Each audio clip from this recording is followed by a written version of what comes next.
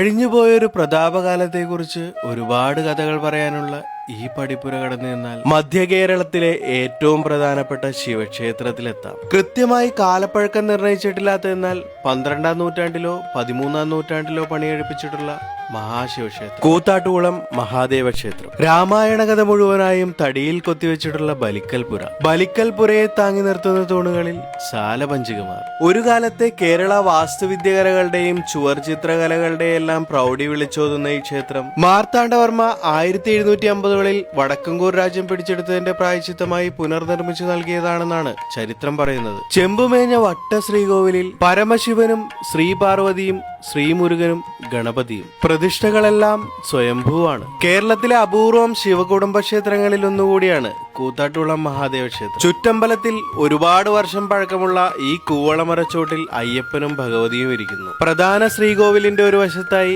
മഹാവിഷ്ണുവിന്റെ ഒരു കൊച്ചു ശ്രീകോവിൽ, ചുറ്റമ്പലത്തിന് പുറത്തായി കൊക്കരണി ഭഗവതിയുടെയും നാഗത്തിന്റെയും പ്രതിഷ്ഠകൾ. നിങ്ങൾ ക്ഷേത്ര സന്ദർശനങ്ങളിൽ സമാധാനം കണ്ടെത്തുന്നവരാണെങ്കിൽ ജീവിതത്തിൽ ഒരിക്കലെങ്കിലും പോയിരിക്കേണ്ട ക്ഷേത്രമാണ് കൂത്താട്ടുകുളം മഹാദേവ ക്ഷേത്രം. അപ്പോൾ കൂടുതൽ വീഡിയോകൾക്ക് ഫോളോ ചെയ്യാവുന്നതാണേ.